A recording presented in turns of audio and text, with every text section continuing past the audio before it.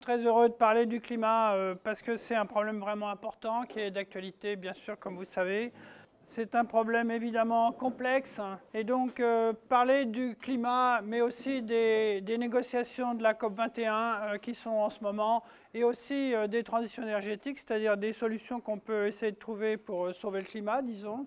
Dire tout ça en 45 minutes pour garder au moins un quart d'heure de discussion avec vous tous, c'est vraiment difficile. Pour ceux qui veulent en savoir plus, bon, j'ai écrit un livre qui est paru il y a environ un mois et il y a où vous trouverez davantage. Mais donc allons-y immédiatement. Et donc je voudrais commencer par vous expliquer vous résumer ce qu'on sait de la Terre dans son état actuel, ce qu'on peut prévoir pour le siècle à venir, identifier les responsabilités qui sont donc humaines. Ensuite, je voudrais qu'on parle de la COP un peu, au moins un minimum, parce que c'est quand même ça qui se passe aujourd'hui et que c'est très important. Et donc terminer avec les solutions qu'on peut apporter au problème du climat. Donc essayons de résumer le travail des climatologues. Voilà des courbes, des schémas ou des figures qui sont extraits du dernier rapport du GIEC, le groupe international des experts du climat, qui en est à son 5e rapport. Il faut voir que c'est des milliers de publications de milliers de climatologues qui ont été résumées et par écrit par 830 auteurs de 80 pays. Enfin, c'est un travail considérable. L'organisation du GIEC est, à mon avis, absolument exemplaire. Et donc, ça, c'est l'une des courbes qui donne dans l'un de leurs résumés, qui vous donne le réchauffement de la planète depuis un siècle. Vous voyez, c'est depuis 1901. Et vous voyez que le code couleur vous dit qu'en moyenne, c'est de l'ordre de 1 degré de plus. En fait, c'est 0,9 par rapport au début du siècle, donc ce qu'on appelle le début de l'ère industrielle. Mais il y a des régions qui sont beaucoup plus chaudes en violet, là, qui sont souvent le centre des continents, donc le centre de l'Asie, le centre de la Centrafrique, le centre de l'Amérique du Sud, un peu plus au nord ici. Mais vous voyez, il y a aussi des régions qui se refroidissent, comme cette région au large du Labrador, en dessous du Groenland. Ce qui correspond, si j'ai bien compris, au fait que le Gulf Stream, qui fait tout le tour de tous les continents, qui mélange tous les océans, il passe par le pôle Nord et l'endroit où il redescend en profondeur parce qu'il est froid, c'est là. Et donc dans cette région, si on était climato-sceptique, on pourrait regarder que ça et dire, ben non, vous voyez, la Terre ne se réchauffe pas puisqu'elle s'est refroidie de 0,6 degrés en un siècle. Ce qui est évidemment faux. Et ce qu'il faut faire pour avoir une impression du climat, c'est plusieurs choses, mais quand puisque c'est à la fois la température, les vents, la pluviométrie, des tas de choses, mais en ce qui concerne la température, il faut faire une moyenne globale, autrement ça ne veut rien dire. Donc, pour dire déjà que c'est inhomogène, ce qui ne vous étonnera pas si vous êtes familier des problèmes de turbulence, puisque le climat à la surface de la Terre, eh bien, tout est dans le couplage entre deux fluides turbulents l'un et l'autre, qui sont l'atmosphère couplée aux océans. Donc voilà un peu une première impression de ce qui se passe. La deuxième, c'est en fonction du temps. Alors en fonction du temps, vous savez bien que non seulement la météo, mais le temps d'une année sur l'autre varie, fluctue. Et donc les climatologues ont parfaitement compris pratiquement tout sur ces fluctuations, que voici en fonction du temps. Alors vous voyez, c'est 1850, ça oscille beaucoup, etc. Alors, ce n'est pas du bruit, d'ailleurs, vous voyez bien qu'il y a 3 mesures par 3 ensembles de chercheurs de 3 instituts différents, et en fait, il y en a une dizaine d'indépendants qui trouvent exactement la même chose à très peu près. Bon. Et donc, vous voyez que ça oscille. Alors, l'oscillation la plus visible, c'est celle qui a l'air de se passer entre 3 et 7 ans, et elle correspond à une instabilité du Pacifique tropical, qui s'appelle El Niño parce qu'elle démarre souvent au moment de Noël et que El Niño c'est le petit Jésus en espagnol. Et donc c'est une apparition, une remontée massive d'eau chaude dans cette partie-là qui traverse vers l'est, donc en rouge ici, qui arrive au Pérou et en fait il y a une branche qui va lécher la Californie. Et donc cette instabilité hydrodynamique donc se reproduit tous les 3 à 7 ans, et donc tous les maxima que vous voyez ici, c'est tous des maxima d'activité de El Niño. Et puis entre deux phénomènes El Niño, il y a la Niña, qu'ils ont appelé comme ça, qui est froide en bleu, et donc beaucoup de ces minima, mais pas tous, sont dus à la période entre deux El Niño. Maintenant, vous savez aussi que quand il y a certains volcans gigantesques qui ont une éruption massive, ça envoie tellement de poussière dans l'atmosphère que ça aussi, ça refroidit pendant 1, 2 ans. 3 ans à la rigueur peut-être. Donc voilà le Pinatubo qui a fait une explosion, une éruption massive en cette année-là. Je ne vois pas, je suis de travers. Donc on tient compte aussi de ces volcans.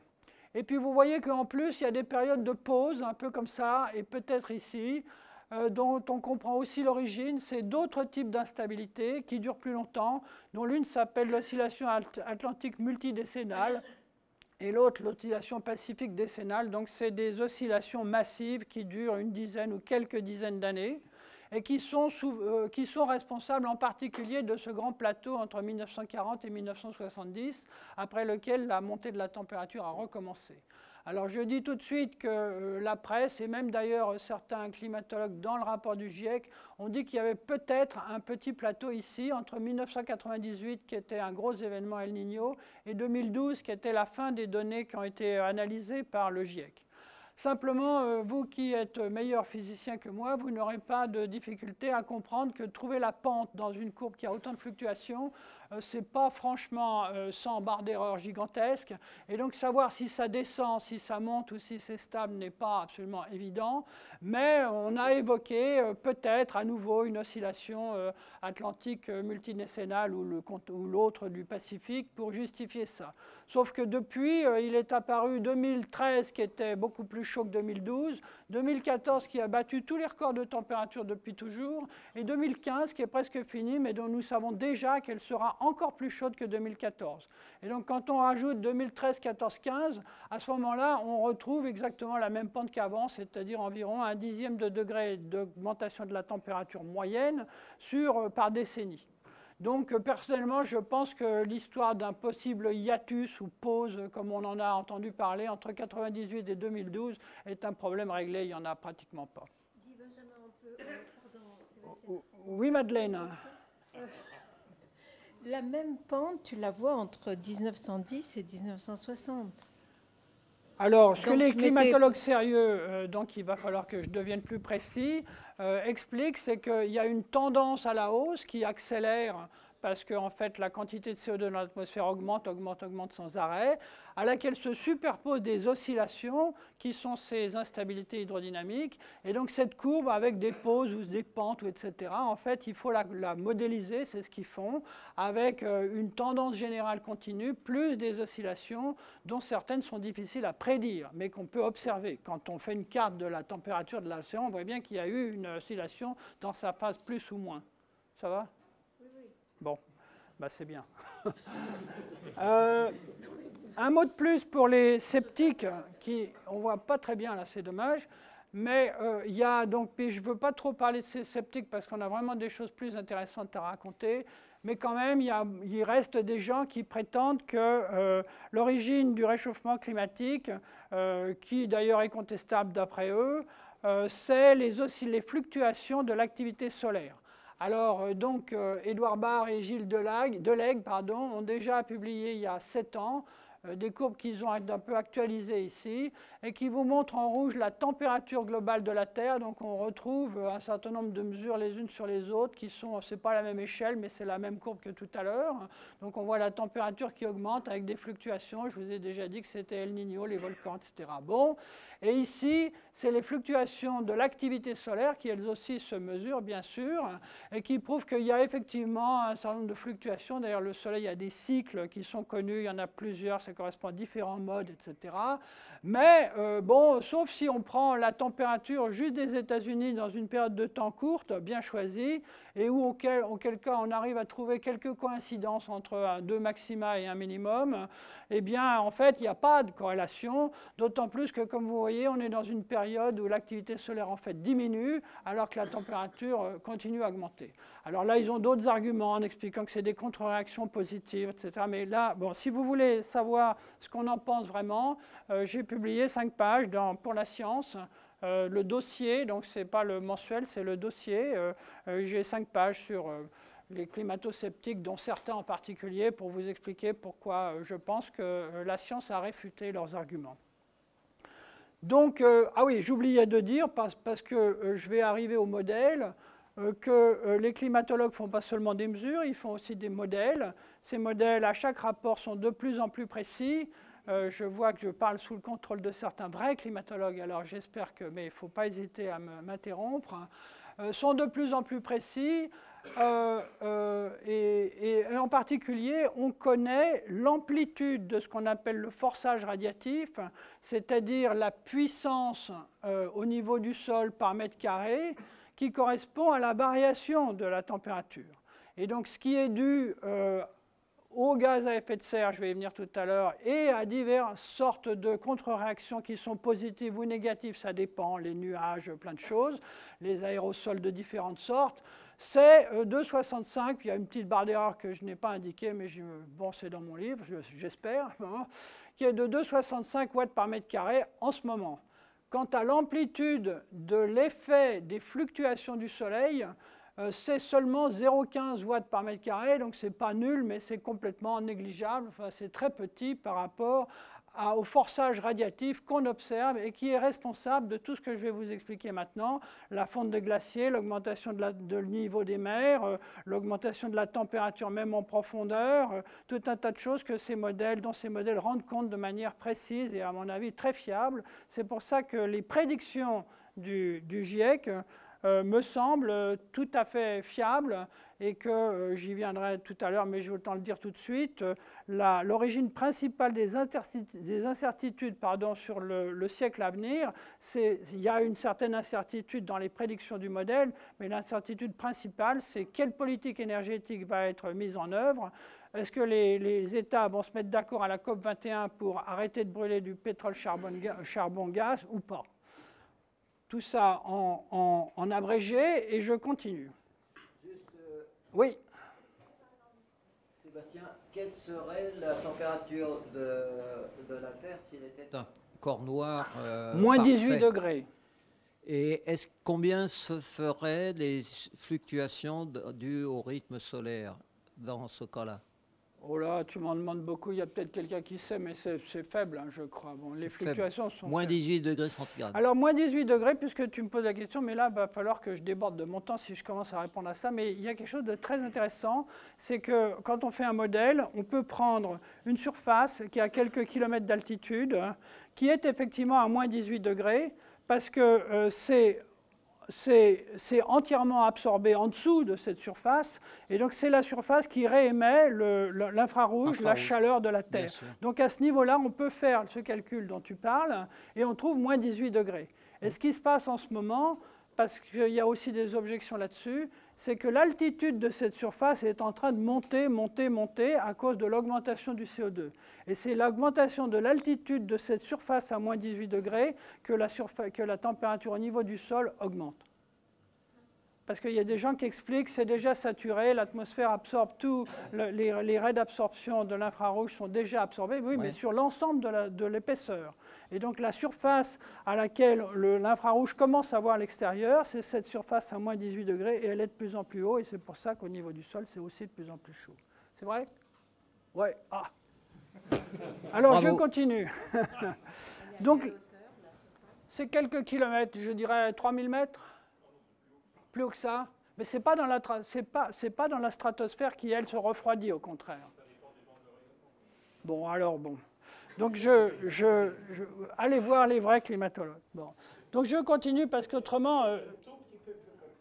Pardon? Tout est un tout petit peu plus compliqué.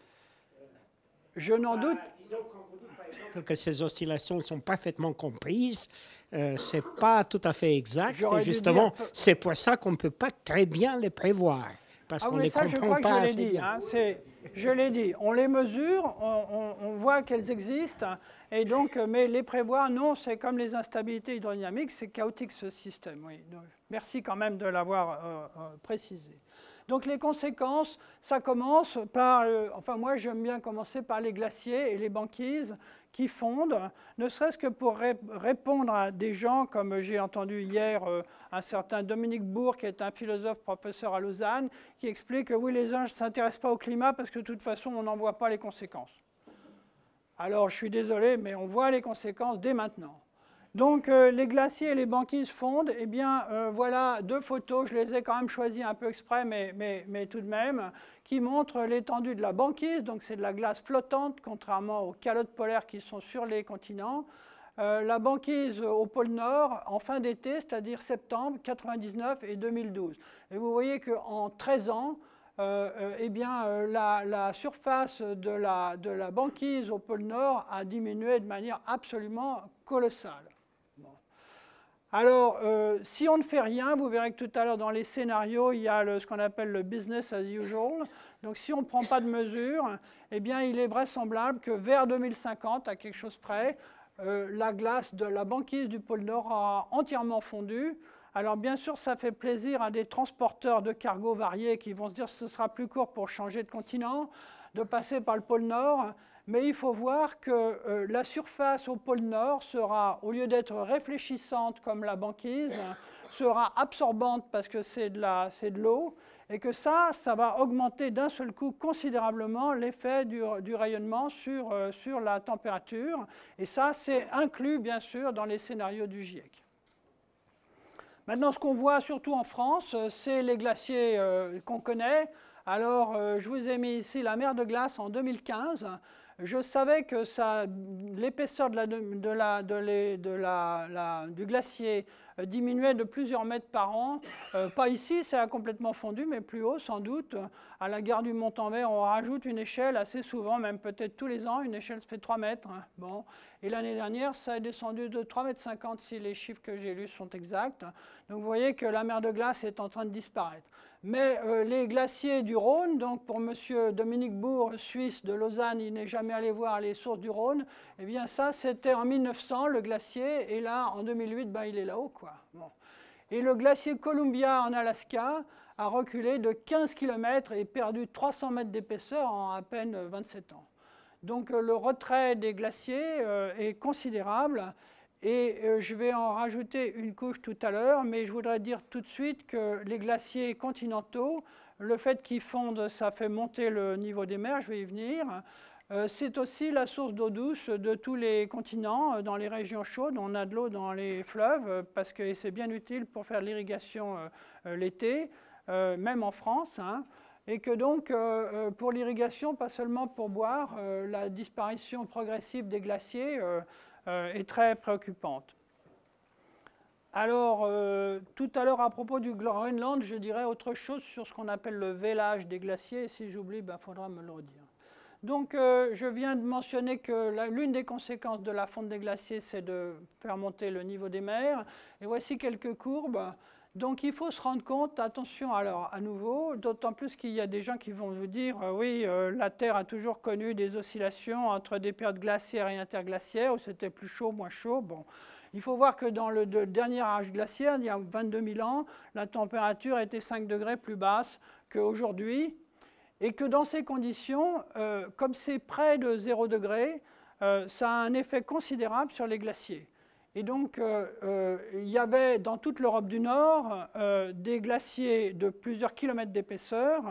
Et du coup, l'eau pompée sous forme de glace n'était plus. Et donc, le niveau des mers, au dernier âge glaciaire, était 130 mètres plus bas, pour juste 5 degrés de différence. Hein.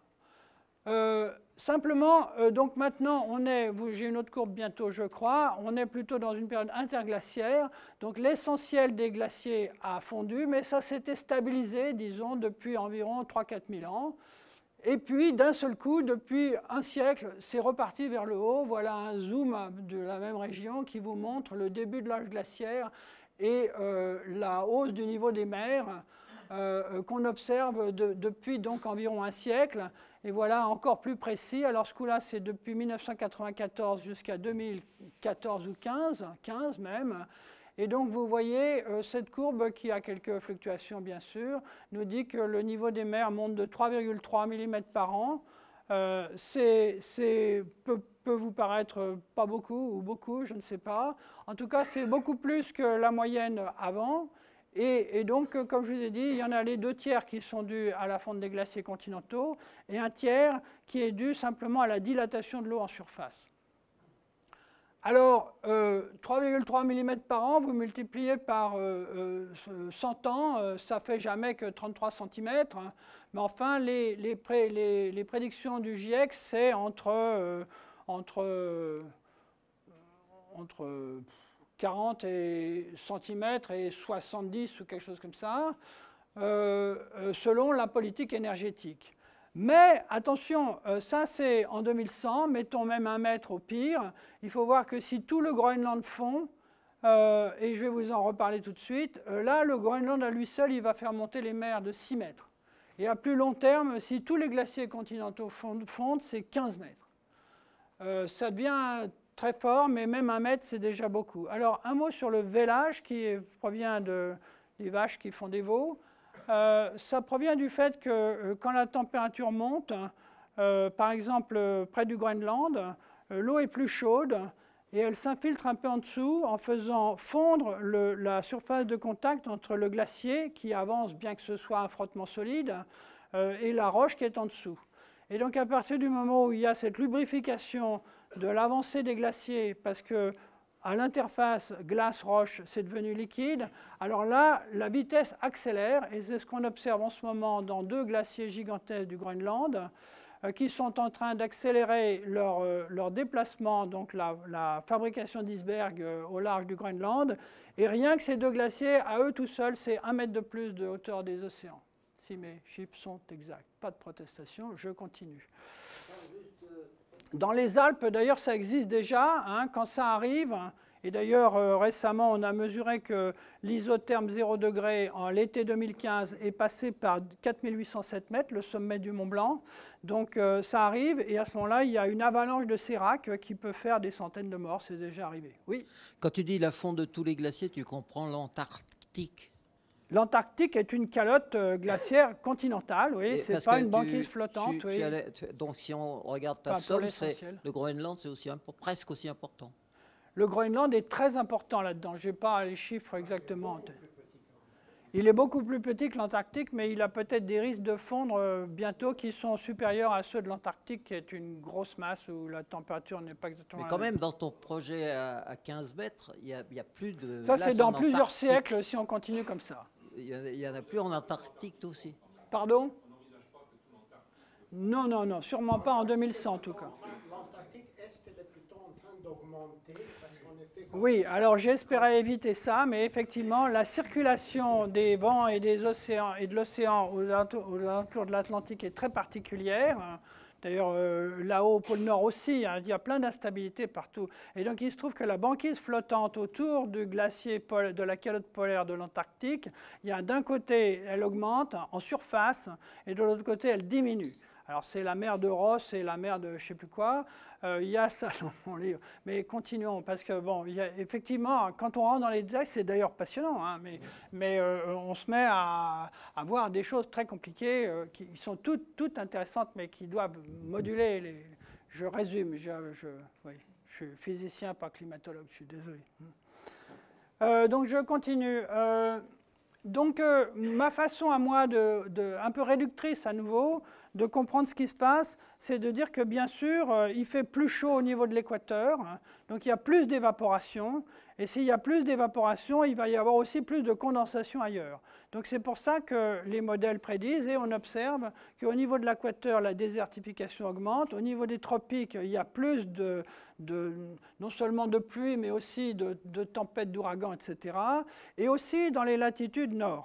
Et donc, j'ai été frappé de voir cette courbe, par exemple. Ah, c'est dommage, on ne voit pas très bien, mais c'est la France. Vous voyez que c'est la France? Oui.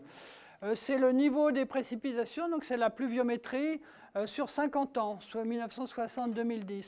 Et ce que vous voyez, c'est qu'en gros, la France est divisée. Elle est à cheval entre une région qui se réchauffe, qui va devenir africaine un peu, dans son climat, qui est tout ça, où il pleut moins en quantité.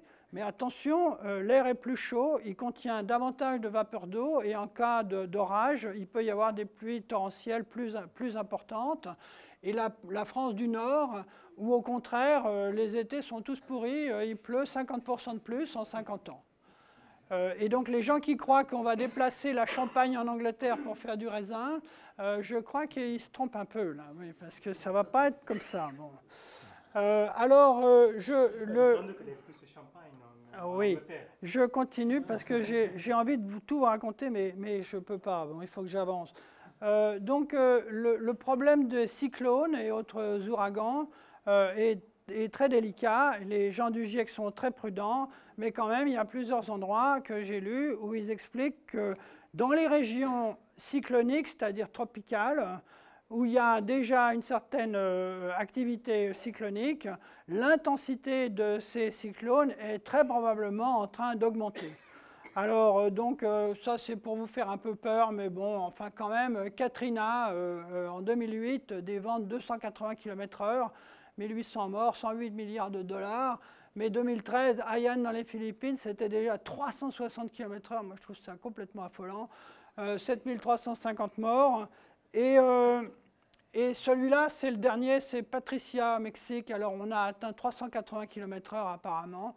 Et donc, attention, ces événements extrêmes sont conformes au modèle des climatologues. Leur intensité augmente. Il y a plein d'autres phénomènes. La mousson est perturbée, l'intensité de toutes sortes d'événements, de toutes sortes. Bon. Alors, je continue avec l'exemple du Bangladesh. C'est un peu pour grand public, mais bon, peut-être que ce n'est pas inutile de le dire, parce que je crois que pour moi, l'une des conséquences les plus inquiétantes de ce réchauffement climatique, c'est la suivante. Le Bangladesh est donc un pays de 150 millions d'habitants, et il y en a la moitié qui vivent à moins de 1 mètre du niveau de la mer, au-dessus du niveau de la mer. Ce qui veut dire qu'il y a vraisemblablement, dans un siècle environ, la moitié du Bangladesh qui va être inondée. De même pour tous les grands deltas de tous les grands fleuves, par exemple le Nil en Égypte, la Camargue en France évidemment, et plusieurs autres. Simplement, ce n'est pas tout. L'été, ils ont l'habitude d'irriguer parce qu'autrement ça ne va pas. Et donc s'il y a un problème d'eau douce parce que, mettons, il y a moins de glaciers ou je ne sais quoi, ils ne vont pas pouvoir irriguer, ils seront dans une sécheresse avancée, il va y avoir davantage de cyclones dans cette région, et donc il est vraisemblable que c'est par dizaines, si ce n'est par centaines de millions, que les gens vont être obligés de migrer ailleurs dans des conditions climatiques un peu moins difficiles. Et ça, quand on rajoute le problème de l'eau, donc des conflits mondiaux sur l'approvisionnement en eau, il y en a déjà dans certaines régions du monde, ça me fait peur parce que je crois que ça arrive tellement vite que ça va être très difficile de s'adapter. Je passe sur le fait que si c'est plusieurs mètres, alors là il y a des villes entières, à commencer par New York d'ailleurs, qui vont devoir se pousser un peu. Les malarias, etc., l'économie, bon, on en parlera. Je voulais dire un mot de l'irréversibilité de cette chose-là. L'irréversibilité principale, elle tient au fait suivant, c'est que donc on émet plein de CO2. Ce CO2, il y en a un quart qui est dissous dans les océans. Il y en a un quart, en gros, hein, il y en a un quart qui est absorbé par la végétation, qui fait des arbres, bon, ou des plantes. Bon. Et puis il y en a la moitié qui s'accumule dans l'atmosphère. Donc sur les 40 ou 50 milliards de tonnes de CO2 ou d'équivalent CO2 qu'on émet tous les ans, il faut voir qu'il y en a la moitié qui reste dans l'atmosphère. Et ça met un temps variable à se dissoudre, mais c'est au moins de l'ordre de plusieurs siècles. Ce qui fait que pour un très long temps, le CO2 s'accumule, ça monte. Et c'est pour ça que c'est peut-être pas complètement irréversible à cause de ça, mais on est quand même dans une machine qui a une énorme inertie, donc c'est un peu le camion de 50 tonnes, on est à pleine vitesse, il y a un précipice quelque part, et on est en train d'atteindre la distance de freinage, c'est-à-dire que si on attend encore pour freiner, c'est-à-dire pour freiner les émissions de CO2 bien sûr, eh bien on va inévitablement arriver à quelque chose qui est difficile à prédire, mais très préoccupant. Maintenant, il y a quelque chose en plus, qui est la fonte du pergélisol, c'est-à-dire le permafrost. Donc vous savez qu'il y a des régions comme ça tout autour, donc ça c'est à Sibérie, le Canada, le Groenland, bon, où le sol est gelé en permanence toute l'année. Mais ça, évidemment, c'est en train de dégeler progressivement. Alors ça libère, quand ça dégèle, ça libère plein de matière organique qui se met à pourrir, hein, qui émet plein de méthane, hein, qui est pire que le CO2, bien que sa durée de vie soit plus faible. et de CO2. Et ça, il y a des réserves de gaz à effet de serre considérables qui vont être émises dans un avenir qui n'est pas extrêmement facile à calculer. Et donc, dans le rapport actuel du GIEC, ce n'est pas inclus dans les modèles, mais ils sont en train de l'inclure pour le prochain rapport qui sera en 2020, si je me trompe. Et donc là, si une grande partie, mettons, du pergélisol en question fond, alors là, ça fait des milliers ça fait des milliers de milliards de tonnes d'équivalent CO2 qui vont dans l'atmosphère et qui ne vont pas se recondenser comme ça nulle part. Et là, je crois que l'irréversibilité frappe l'imagination. Alors, il est grand temps de passer à la suite. Et donc, d'où vient ce réchauffement? Je l'ai déjà dit plusieurs fois et vous le savez tous, c'est que la composition de l'atmosphère a changé. Donc, voilà des courbes qui vous donnent le CO2, le CH4, donc le méthane, et le protoxyde d'azote en noir. Donc, vous voyez qu'au début de l'ère industrielle, là, vers 1900, c'est parti vers le haut. Et donc, ces combustibles, ce CO2 provient de la combustion des combustibles fossiles. Et ça, on en a de multiples preuves. L'une d'entre elles est facile à expliquer, c'est qu'on date au carbone 14 le carbone de l'atmosphère. Et comme le fossile n'a plus de carbone 14, quand on en émet plein, eh bien, la concentration en carbone 14 doit diminuer. Elle diminue. Il y a d'autres arguments très bien, mais plus difficiles à expliquer, sur l'inversion de température entre la stratosphère et la troposphère, par exemple.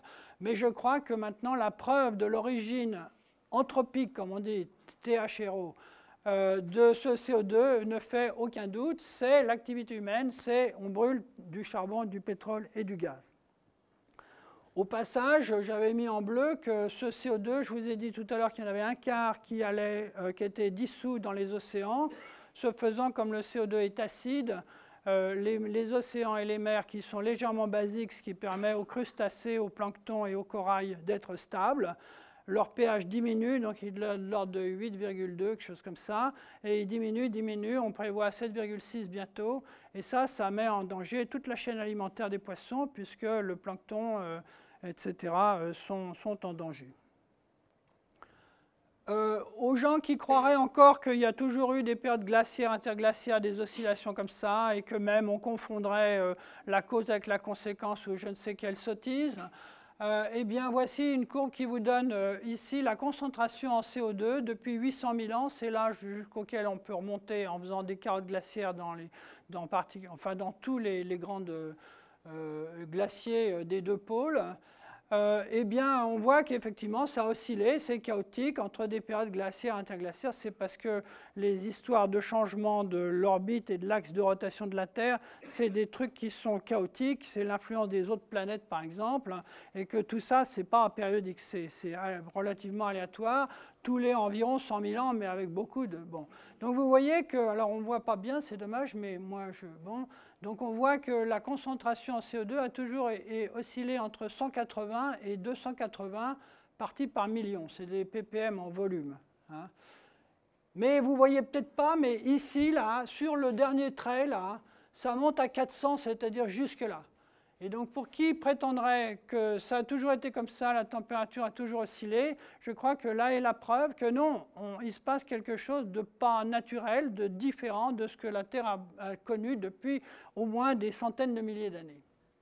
Si on remonte à des milliards d'années, alors là on trouve d'autres choses, mais quand même dans la période récente, on n'était jamais au-dessus de 280 et on est déjà à 400. Et ça, on a dépassé 400 en 2013. Ça oscille entre l'été et l'hiver, mais on monte à 2 ppm par an, autant que je me souvienne. Alors, qui émet du CO2? On en arrive un peu à de la politique, là. Eh bien, c'est très inhomogène à nouveau. Vous voyez que ça, c'est des émissions de CO2. En fait, bon, c'est un peu plus subtil, c'est le CO2 provenant des combustions des fossiles. Mais enfin, bon... dans le monde entier avec quelques exemples. Et j'ai fait ça par habitant parce que quand on va parler de justice internationale, qui est responsable? Eh bien, il ne s'agit pas de savoir que les États-Unis sont un pays qui a 5 fois moins d'habitants que la Chine, ni que le Monténégro est petit. Il s'agit de savoir combien on émet de CO2 par personne. Et donc, par personne ou par habitant, eh bien, la moyenne mondiale, c'est la ligne rouge, c'est 4,5 tonnes par habitant et par an de CO2. Alors, vous voyez que la France... Tu es sûr de ce chiffre? Moi, j'ai en tête 10 gigatonnes pour l'ensemble. C'est des gigatonnes de carbone. Alors, j'ai beaucoup transpiré. J'ai beaucoup transpiré en lisant des centaines et des centaines de pages du rapport du GIEC et beaucoup d'autres. Les gens confondent le carbone avec le CO2, et donc pour avoir l'un à partir de l'autre, ben, c'est les masses des molécules, il faut multiplier par 3,67. Et puis ensuite, c'est encore plus compliqué que ça, parce qu'il y a le CO2, mais il y a aussi les autres gaz à effet de serre, donc il y a ce qu'on appelle les équivalents CO2, sans oublier que dans les émissions, il y a le charbon, pétrole, gaz, mais il y a aussi la déforestation et le ciment. Donc il y a 36 chiffres, et avec un peu de patience, ce qui est tout à fait l'une de mes qualités, comme tu sais, on arrive à faire le tri. Mais donc, ça, c'est du CO2. C'est du CO2 pur, et en fait, c'est même seulement le CO2 émis par les combustibles fossiles. Donc, j'étais en train de dire que la France et la Suède sont environ dans la moyenne. La France est là et la Suède est là, le monde est juste là. Bon. La Chine est nettement au-dessus, l'Allemagne encore bien plus haut, le Japon, la Russie et le trio des plus gros pollueurs, c'est le Canada, les États-Unis et l'Australie, sauf deux exceptions qui sont amusantes en ce qui concerne le Luxembourg, mais qui est un cas particulier, et le Qatar, qui évidemment est un pays de production pétrolière, qui doit laisser ses torchères brûler partout et climatiser à mort, comme ils sont très riches, d'immenses palaces avec toutes les portes ouvertes, je suppose. Donc voilà, c'est extrêmement inhomogène. Maintenant, la courbe en vert, eh bien, c'est la chose suivante. Donc, dans les scénarios du GIEC que je vais vous montrer juste après, il y a un scénario optimiste qui consiste à essayer de stabiliser le climat avant 2100. Il y a un scénario pessimiste, mais vraisemblable, qui est qu'on ne fait rien, on continue pareil, qui est le pire. Alors, voilà le résultat. Donc, en fait, tout dépend de la quantité qu'on a accumulée dans l'atmosphère. Et donc, ces scénarios s'appellent RCP, comme j'ai déjà oublié ce que ça veut dire. 2.6, c'est le forçage radiatif dont je vous ai parlé tout à l'heure, qui dépend de la quantité de CO2 qu'on aura mis dans l'atmosphère. Donc le 2.6, c'est le 2.6 watts par mètre carré de tout à l'heure. Et vous voyez que la courbe en bleu, bon, en 2050, on arrive à se stabiliser. En 2100, on est stable. Donc ça, oui. Ah bah alors, tu m'emmerdes. Je continue, mais je reviendrai à toi, t'inquiète pas. Les autres scénarios, dès qu'on passe à 4,5, vous voyez, on est sur le bleu clair et on monte beaucoup plus haut, et puis c'est pas encore stable. Le 6, on n'est vraiment pas stable. Le business as usual, en 2500, on est à 4,5 degrés, mais ça continue. Hein. Donc si on regarde en 2200, 2300, on arrive beaucoup plus que 4,5 degrés de plus. Alors, pour arriver à stabiliser le climat avant la fin du siècle, eh bien, il faut redescendre. Bon, il y a plusieurs manières de faire ça, mais enfin, dans les courbes qu'on voit, il y en a une qui est agréable à utiliser, quoique discutable, mais enfin bon, qui dit que dès 2050, c'est-à-dire très bientôt, finalement, si on fait une règle de 3, il faudrait se limiter à 1,5 tonnes par habitant, et encore, après, il faudrait aller à 0, c'est-à-dire planter plus d'arbres que pour absorber du CO2 que ce qu'on émet comme résidu de CO2 par un petit reste de pétrole inévitable. Donc pour arriver à 1,5 tonnes par habitant, vous voyez que absolument tous les pays, sauf des pays extrêmement pauvres comme l'Éthiopie, doivent faire des efforts. Et il faut que tous le fassent. Et donc je déduis de ça qu'il est nécessaire de faire un effort global, consensuel, solidaire. Il ne s'agit plus de se renvoyer la responsabilité entre pays ceci, l'Est, l'Ouest, le Sud, le Nord, les pauvres, les riches, les anciens, les nouveaux, etc. Alors, je t'écoute. Est-ce que quelqu'un a fait le plot Excuse-moi. Est-ce que quelqu'un a fait le plot de quoi? Au lieu de faire per capita, faire par point de GDP. Oui. Parce que j'ai l'impression que ça donnerait beaucoup plus corrélé, non?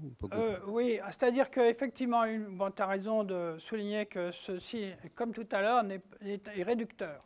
C'est réducteur aussi parce qu'il y a le problème de la délocalisation que vous connaissez, c'est-à-dire qu'en France, par exemple, on a expédié en Chine la production de tout ce dont on avait besoin, du coup il y a plein de chômage, etc. Mais il faudrait tenir compte de ce qu'on appelle l'empreinte carbone. Alors si on fait ça, mais je manque de chiffres, donc si vous avez une bonne source pour ça, mais j'ai trouvé quelques chiffres, et pour te donner une idée, on trouve qu'en considérant non pas les émissions par personne locale, mais corrigées du fait qu'on consomme des choses qui sont produites ailleurs, donc l'empreinte carbone, je crois que c'est comme ça qu'on dit, eh bien on trouve qu'en France c'est quand même le double, et en Chine c'est 25% de moins. Donc, il faudrait regarder ça, bien sûr. Et d'ailleurs, tout à l'heure, mais là, je déborde, c'est terrible. Hein? Ben, j'en sais rien, mais je continue. Alors, bon, parce que c'est un sujet très intéressant, parce que... Mais je vais poser quand même une très rapide question, juste une clarification. Quand on suppose, quand on suppose 1,5 par habitant, mais c'est quand même en supposant que tous les pays qui sont à peu près à zéro restent à zéro ou on peut Non, non, non, non, non. Donc, ça suppose, ce que je crois nécessaire, qu'on aide les pays pauvres. Parce que je continue, tu vas voir. Je continue. Donc, aujourd'hui, c'est les conférences COP, Conference of Parties, conférence des partis, bon, qui réunissent tous les pays du monde, 195, il y a 195 pays en gros. Plus l'Union européenne, ça fait un de plus, donc 196. Et donc, ces conférences, il y en a eu depuis 1981. La première, c'était dans le début des années 90, disons.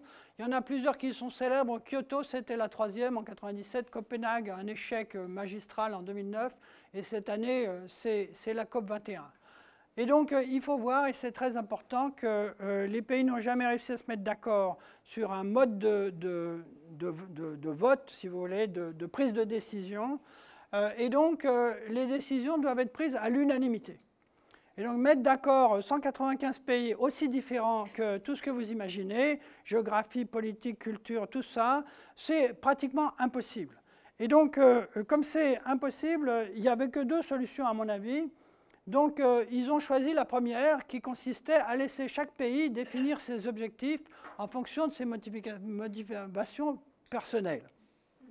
Donc, ce qu'on appelle les INDC, Individual, je ne sais pas quoi, bon, Proposal, j'ai oublié, les propositions de chaque pays qui sont arrivées pour 183 des 195 pays, d'ailleurs presque tout le monde, c'est tout le monde sauf le Nicaragua, la Libye, la Syrie, l'Irak et puis quelques autres.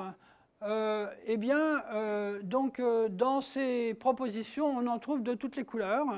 Et donc, les propositions de l'Europe sont assez conformes à mon histoire de 1,5, bien que ce soit évidemment une simplification qu'il faudra regarder plus en détail dans des négociations futures. Et puis, il y a des pays qui se moquent du monde. Par exemple, les États-Unis ont donné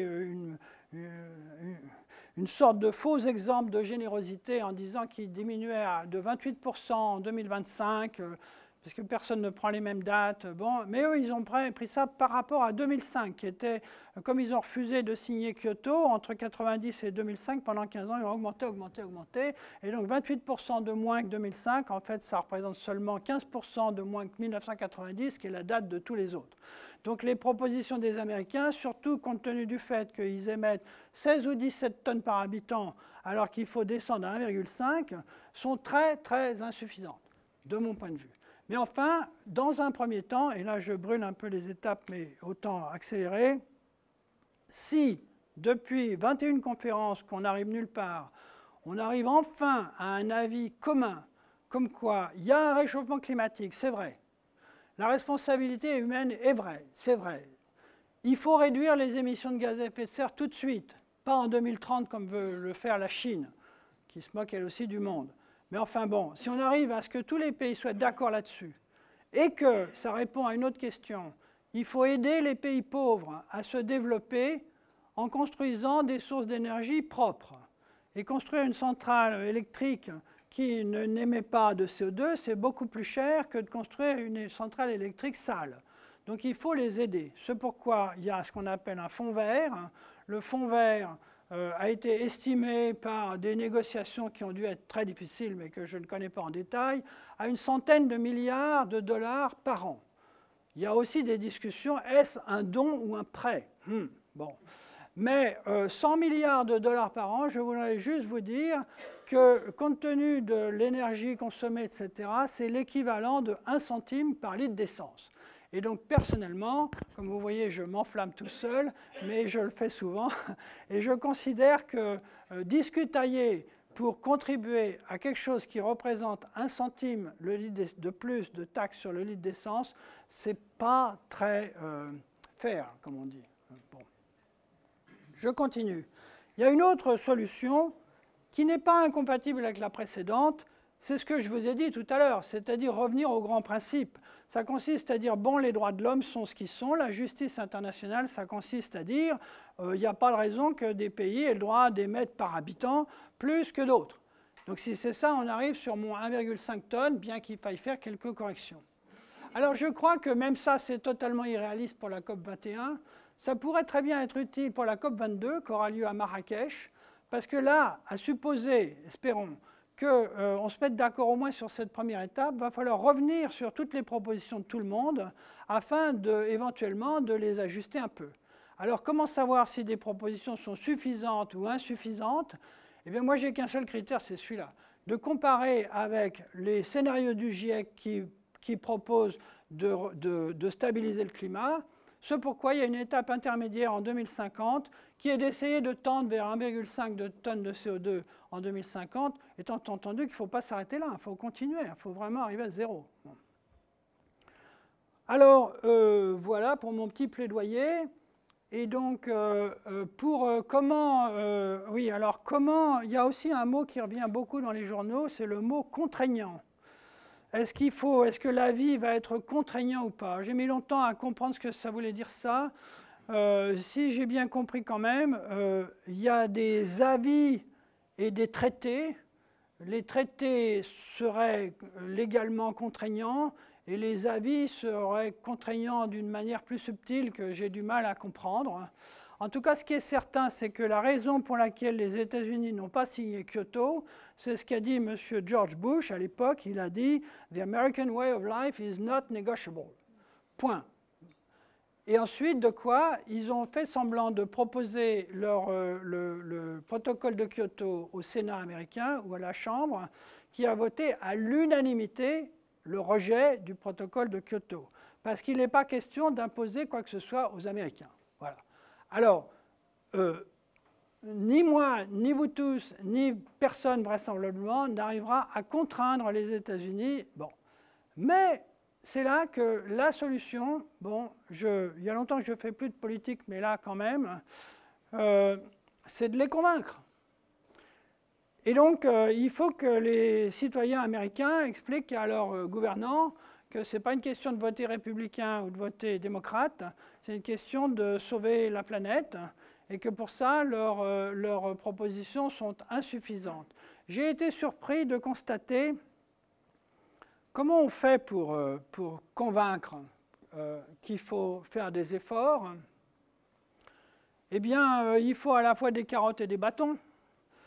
Donc, d'une part, il faut créer une taxe carbone qui a été rejetée en France, parce qu'elle a été mal présentée.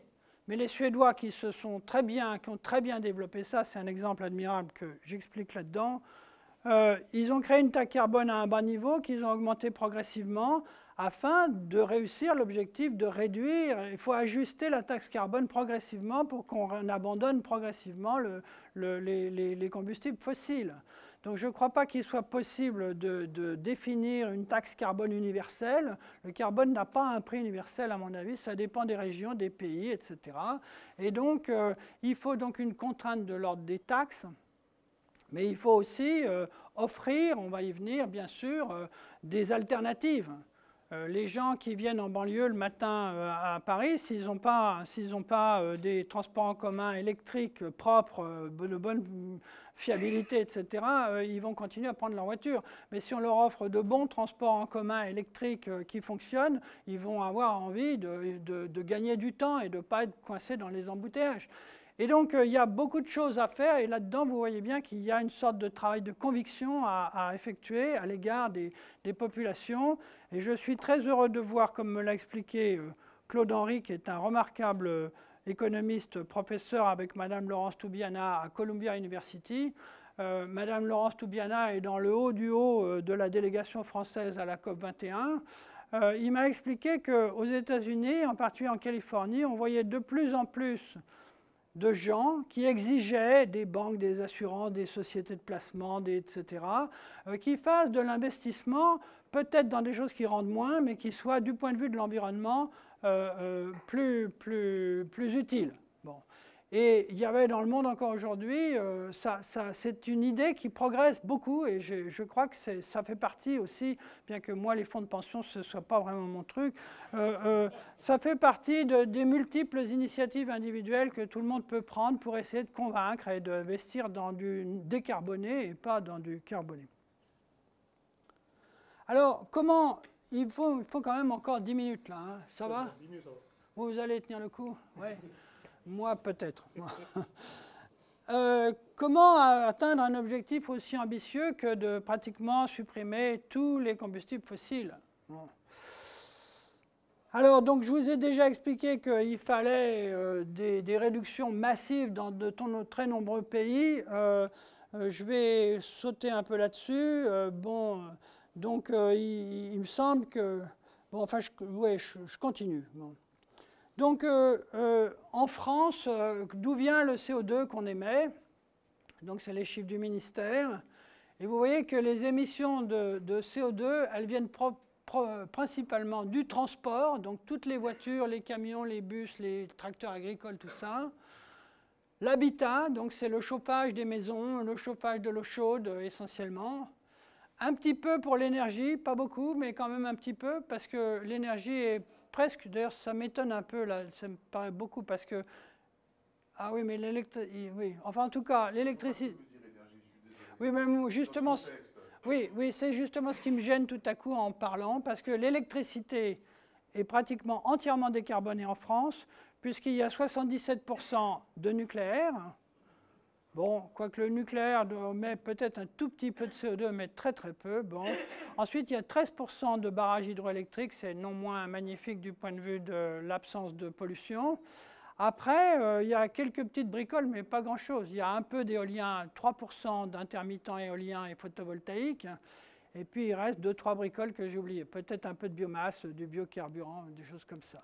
Donc, l'énergie, il y a autre chose que l'électricité là-dedans. Bon, puis il y a l'industrie et puis il y a très peu d'agriculture. Mais enfin, vous voyez que je pense qu'il y a là-dedans de l'énergie pour toute l'industrie chimique, qui existe encore, des choses comme ça. Donc vous voyez que là où il faut faire des économies de CO2, c'est principalement le transport et l'habitat. Donc il faut isoler les logements. Et donc la loi de la transition énergétique française prévoit 500 000 logements à isoler par an. Mais c'est tellement cher qu'on n'en fait qu'en fait 120 000. Donc il faut aider davantage, trouver des solutions, mais c'est très insuffisant pour l'instant. Il faut bien sûr passer de la voiture individuelle à essence au transport en commun électrique, et c'est le moment de dire, comme je l'explique dans un article du Monde d'hier, décidément je fais ma pub, qu'il va falloir beaucoup plus d'électricité si on veut se débarrasser de toute l'énergie des combustibles fossiles. Même si on fait beaucoup d'économies sur beaucoup de choses, les voitures qui ne consomment pas trop ou des maisons bien isolées, on va avoir besoin de beaucoup plus d'électricité. Alors, l'électricité n'est pas décarbonée en Allemagne, contrairement à la France, comme vous pouvez le voir ici. Donc ça, c'est la consommation d'énergie qu'on appelle primaire. Bon, en France d'abord, donc vous voyez qu'en France, ce qui se passe essentiellement, c'est que dans les années 70-90, eh bien, on a construit le parc nucléaire en France et ça a permis d'éliminer le charbon et aussi de diminuer la part du pétrole, mais qu'il en reste quand même, du pétrole surtout, un peu de gaz et très peu de charbon, et puis le nucléaire, et puis un petit peu des 13% dont j'ai parlé tout à l'heure, de hydroélectrique, et puis un micro quelque chose d'éolienne. Un chiffre qui me paraît significatif, parce que je vais comparer avec l'Allemagne, c'est combien de CO2 on émet en France pour produire 1 kWh, 79 grammes. Bon. Mais en Allemagne, c'est 461. Donc vous voyez que le rapport est considérable, et il est pourquoi? Eh bien vous regardez cette chose-là maintenant. Donc eux, ils ont fait croître un peu de nucléaire, ils ont construit un peu de nucléaire, mais ils sont en train de le supprimer, ils en ont supprimé que la moitié. Ils ont conservé énormément de charbon, énormément de pétrole, énormément de gaz, et ils mettent un peu de renouvelable. Alors, bon, récemment, ils ont construit beaucoup d'éoliennes, en nous vantant l'environnement, leur politique verte, tout ça, et ça n'a pas l'air de faire diminuer leurs émissions de CO2 pour autant, et la raison est très simple, c'est que l'éolien et le photovoltaïque sont intermittents, comme on dit, et qu'on ne sait pas stocker l'électricité. Donc ça, c'est la production des éoliennes dans 7 pays additionnés les uns aux autres, parce qu'il y a beaucoup de gens qui disent « ouais, mais s'il n'y a pas de vent ici, il y en a ailleurs, donc on fait la somme des deux et puis ça va aller ». C'est ce que disent les Allemands, entre autres. Mais même si on moyenne sur l'ensemble ou presque de l'Europe, Autriche, Allemagne, France, Espagne, Danemark, Irlande, Grande-Bretagne, vous voyez, il y a 65 gigawatts installés. Ça, c'est la puissance que fournissent les éoliennes quand elles tournent tous à la bonne vitesse pour que le rendement soit maximal. Mais la réalité, c'est aux alentours de par là, donc je ne sais plus très bien, mais c'est environ 5 fois moins. Et la réalité moyenne, c'est pire que le fait que le rendement soit que de 20%. Ce qui est pire, c'est que c'est entre 0 et 40%. Et donc, quand les éoliennes s'arrêtent, si on en a quelques pourcents, ça va, on fait comme en France, on ouvre les centrales hydroélectriques, on en a 13% pour 3% seulement d'intermittents, et donc on pallie l'intermittence des éoliennes ou des photovoltaïques. En Allemagne, d'abord, il n'y a pas beaucoup de barrages, et ce qu'ils font, c'est qu'ils importent l'électricité nucléaire de France. Quand ils ont trop d'électricité, ils font remonter l'eau des barrages suisses, qui sont très malins, qui se font payer pour consommer de l'électricité quand il y en a trop, et qui, ayant l'eau en haut, la redescendent quand il n'y en a pas assez et la vendent très cher. Et donc ils importent, ils font turbiner un peu les stations de pompage en Suisse, et puis ça ne suffit pas. Donc d'autant plus que quand le vent s'arrête, il faut se dépêcher d'allumer quelque chose.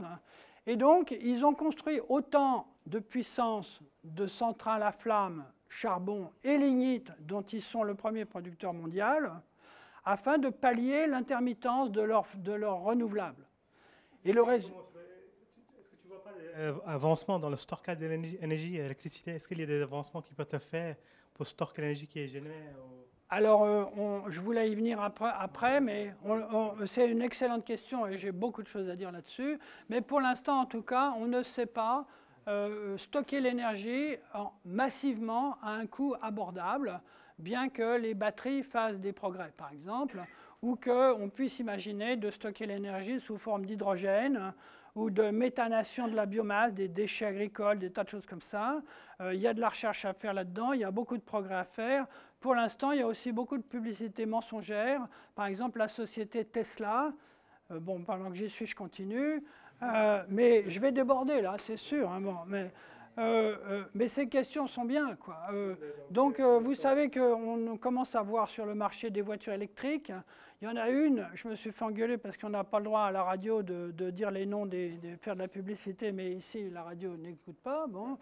Donc, la petite Zoé électrique, c'est une petite voiture qui coûte 12 000 € et ils ne savent pas très bien combien de temps les batteries tiennent le coup parce que c'est ça qui est crucial. Donc, ils les louent. Donc, il y a une location de batterie en plus. Mais la société Tesla, qui a beaucoup d'argent pour faire de la publicité, vous a fait vanter les mérites de la Tesla S85. J'en ai déjà vu 2 à Paris. Ça ressemble à une grosse Ferrari. Ça pèse 2,5 tonnes. Ça coûte 70 000 €.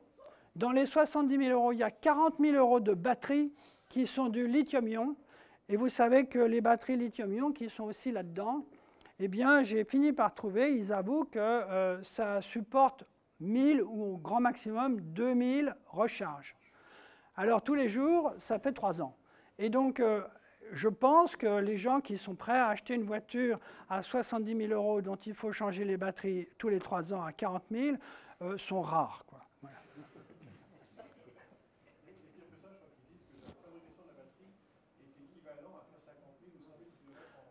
Alors c'est encore pire. Ce qui est formidable pour stocker l'énergie, c'est ça. J'adore ce barrage qui s'appelle Grand Maison, qui est entre la Croix de Fer et Bourdoisan. J'ai la faiblesse de répéter chaque fois que je monte cette photo que j'ai fait cette route plusieurs fois en vélo et qu'elle est absolument splendide. Bon, très dur, mais splendide. Il faut voir que c'est le seul site en France qui permet d'atteindre une puissance comme ça. Il y a 3 autres stations de pompage, qui sont beaucoup plus petites. Mais bon, ça peut stocker l'équivalent d'un seul réacteur nucléaire pendant 18 jours. Donc, c'est pas suffisant, bien sûr. Et donc, en France, comme on a 3% de renouvelables intermittents, on s'en sort avec ce genre de choses, plus les barrages au fil de l'eau sur le Rhône, qu'on peut aussi piloter un peu. Mais en Allemagne, non, ils ont 14,8% de renouvelables intermittents, et avec ça, eh ben, ils n'y arrivent pas. Alors, les gens qui ont écrit notre loi de transition énergétique et qui prétendent passer à 40% de nucléaire, à 40% de renouvelables intermittents, à mon avis, ils ont tiré une droite sur un graphique, mais ce n'est pas sérieux. Quant aux Allemands qui veulent faire 70 ou 80% du mix électrique avec des renouvelables intermittents, alors là, c'est secret de plus, mais au point où j'en suis, bon.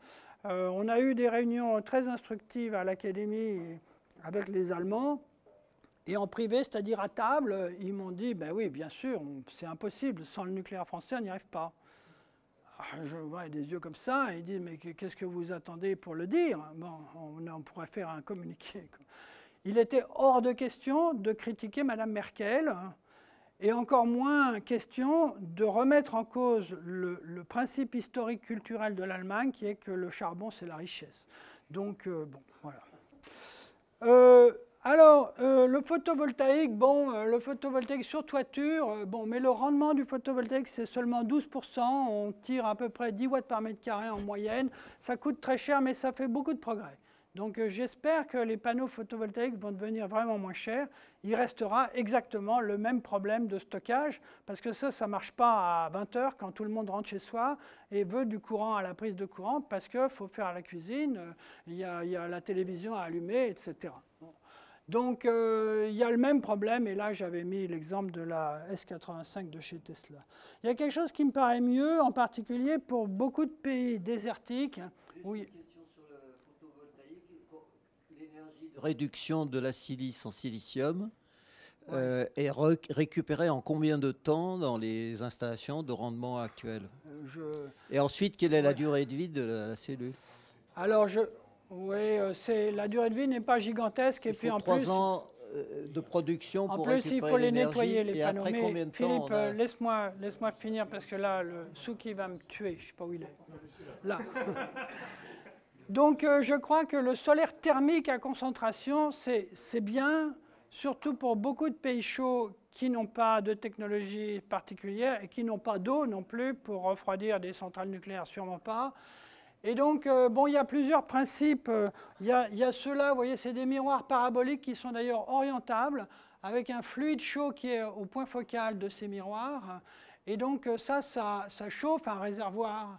Et grâce au réservoir, on peut continuer à produire un peu d'électricité, même après le coucher du soleil. Ça commence à marcher. Simplement, il y a des chiffres ici, mais là, je veux me dépêcher. Disons que c'est pour l'instant extrêmement cher. C'est 3 fois plus que le coût de l'électricité actuelle. Donc, s'ils font un peu de progrès, bon, peut-être, mais ce serait une solution très, très bien pour beaucoup de pays chauds. Bien, alors, capture et stockage. Oui, il y a beaucoup de pays aussi où, en fait, on pourrait essayer de capturer le CO2 qui sort de la centrale et de le stocker quelque part.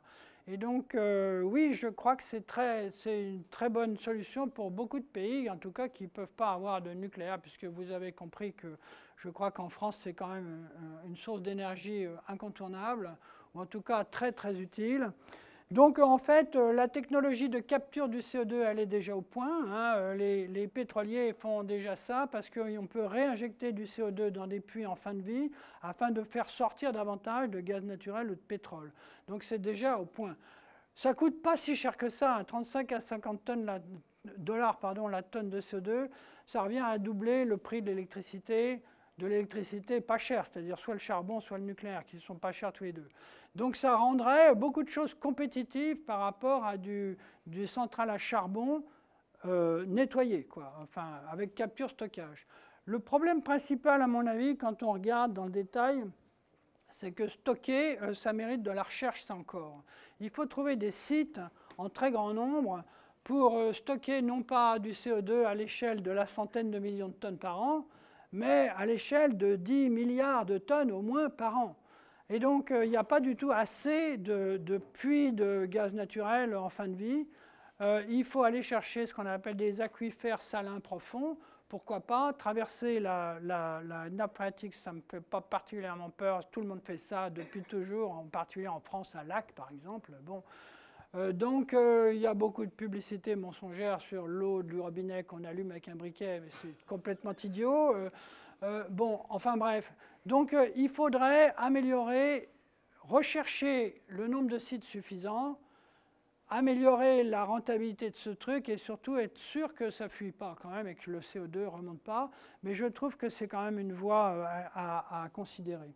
Alors, la transition électrique française, j'ai presque fini. Bon, je vous en ai déjà parlé. Réduire les émissions. Je crois que l'objectif de 1,5 tonnes par habitant, il est celui de la loi française. Donc c'est bien. Il est en fait celui de toute l'Europe et donc de l'Allemagne aussi. Le problème, c'est comment y arriver. Il ne suffit pas de dire on va le faire. Non. Et donc, réduire de 70%, bon, ça revient à ça. Simplement, c'est... Comme je... Bon, ah oui. Donc en Allemagne, ils proposent à peu près la même chose, mais ils réduisent davantage puisqu'ils émettent 2 fois plus que nous. Mais en fait, le problème, c'est qu'on ne peut pas à la fois supprimer une partie du nucléaire en France et tout le nucléaire en Allemagne, remplacer tout ça par des renouvelables intermittents, parce que je vous ai expliqué le problème.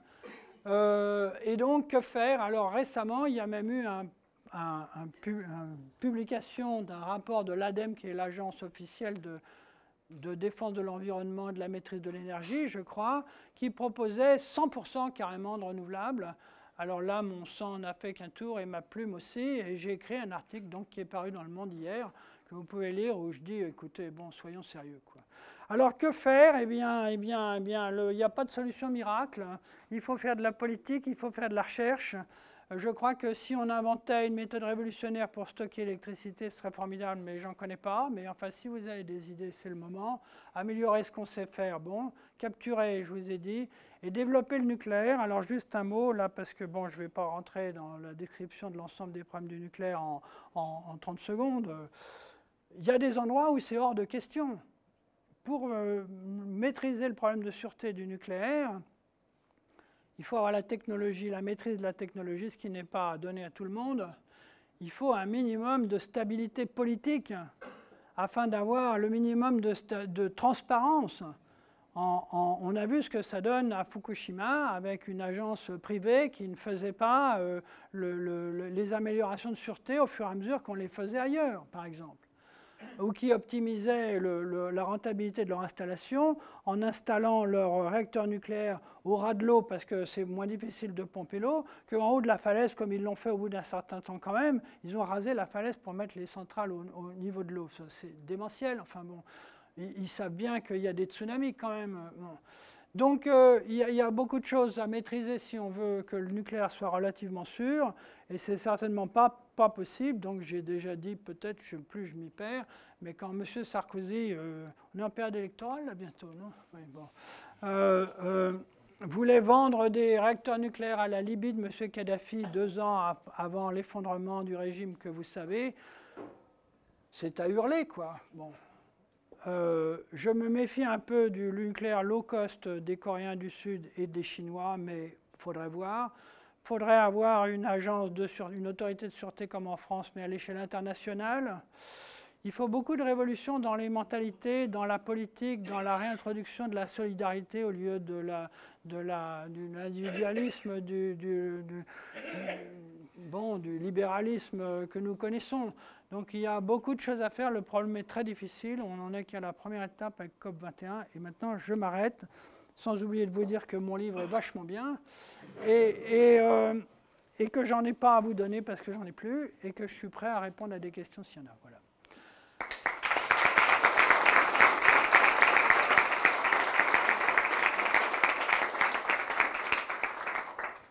Est-ce que c'est possible de nous parler de l'impact de l'élevage intensif sur le réchauffement climatique?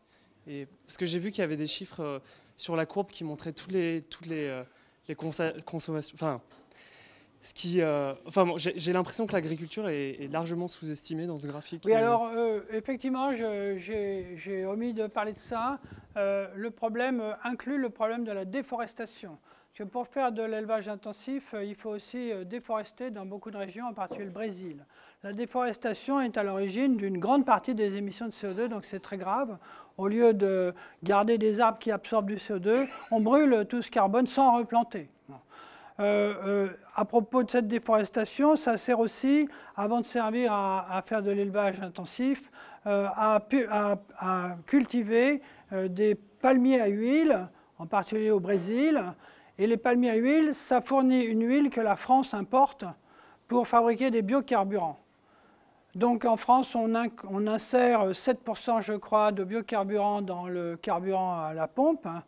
Mais il faut voir qu'il y en a une grande partie qui provient de la déforestation au Brésil et de la culture intensive des palmiers à huile et autres soja variés, ce qui me paraît être une erreur monumentale. Alors, quant aux chiffres concernant la quantité de viande qu'on mange, la rentabilité des élevages intensifs, vous avez peut-être en tête le fameux ferme de 1000 vaches de l'Est de la France. Je dois dire que les chiffres exacts, je ne les connais pas, mais que ça me paraît être encore des histoires de rentabilité immédiate au mépris de considérations environnementales. Mais pour plus de chiffres, je ne suis pas rentré dans ces détails-là aussi, quoi, voilà. Oui. C'est formidable, vous restez tous, vous n'en avez pas assez, là. Les Américains, enfin Obama au moins, est très fan de ce qu'il appelle le clean coal, le charbon propre. Est-ce que ça existe, cette chose-là, ou est-ce que c'est capté, comme vous décriviez tout à l'heure, ou est-ce que c'est vraiment une escroquerie politique? Alors, dans la dernière déclaration d'Obama, ce que j'ai surtout relevé, c'est qu'il expliquait noir sur blanc et en insistant à quel point le nucléaire était important pour l'avenir de l'énergie aux États-Unis. Ensuite, il y a un certain nombre de centrales thermiques à flamme où on brûle du charbon, donc, qui sont équipées, au moins de manière expérimentale, de cette capture-stockage dont je parle. Alors, je ne sais pas quels sont exactement en chiffres les projets de développement de la capture-stockage du CO2. S'ils ont des grands plans de ce type, je voudrais savoir où ils stockent les milliards de tonnes de CO2, là, ce coup-là. Hein. Je ne sais pas si c'est ça qu'il appelle charbon propre. Ben, je vois pas ou alors, ce que ça veut dire, c'est qu'il y a des centrales qui ont un rendement meilleur que d'autres parce qu'on pulvérise le charbon et que si c'est ça, oui, on doit gagner quelques pourcents, mais il faut tout supprimer. Donc, de même que chez vous, si vous remplacez une vieille chauffage central au fioul par un chauffe-eau à circulation, comment ça s'appelle, à gaz et à recirculation, vous économisez sans doute la moitié du CO2 que vous émettiez avant, ce qui est bien. Ça fait partie des initiatives personnelles à prendre, de même que fermer la fenêtre quand le chauffage est à fond, ou ne pas faire l'inverse quand la climatisation est au maximum, etc. Il y a plein de choses individuelles à faire qui permettent d'économiser l'énergie, et donc le CO2, ça dépend. Donc vous voyez, mais l'objectif est très très très ambitieux, il faut aller bien au-delà de ça, quoi. Non? Si? Oui? Bon. Tu as parlé un moment des conséquences sociales oui. Et même dans les scénarios optimistes, disons, où on arrive à couper à zéro les émissions en 2050, combien de gens il faudra déplacer? Eh bien, je crois que même en se limitant à 1 degré de plus que maintenant, ce qui va faire les 2 degrés dont on parle, puisqu'on en a déjà fait un, ça fait il n'en reste plus qu'un. Même en augmentant la température, en limitant l'augmentation de la température à 2 degrés, donc par rapport à 1900, ce qui est extrêmement ambitieux, hein. Alors là, ça va être très difficile. Mais même là, il est vraisemblable qu'effectivement, une partie de tout ce que je vous ai raconté comme problème va arriver. Il y a des périodes de canicule qui vont devenir de plus en plus fréquentes. Il y a quand même beaucoup de régions qui vont être inondées, moins que si on fait pire. Je pense qu'il y aura le climat va se détériorer avec 1 degré de plus, c'est inévitable.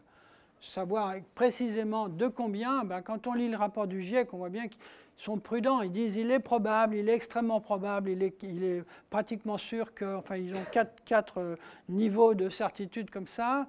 Vous comprenez bien que c'est difficile, tu comprends bien que c'est très difficile d'être plus précis. Moi, je m'attends à ce que, par exemple, l'été dernier, en juillet, il a quand même fait à Paris 40 degrés pendant plusieurs semaines. Ça va devenir banal, ça. En 2003, il y a eu une canicule absolument abominable où il faisait 46 dans le sud de l'Espagne, 47 dans le sud du Portugal et plus de 40 même en Bretagne pendant de nombreuses semaines. Alors il y avait eu beaucoup de morts parmi des vieilles personnes parce qu'on n'était pas préparé à ça. On peut supposer qu'on va s'y préparer.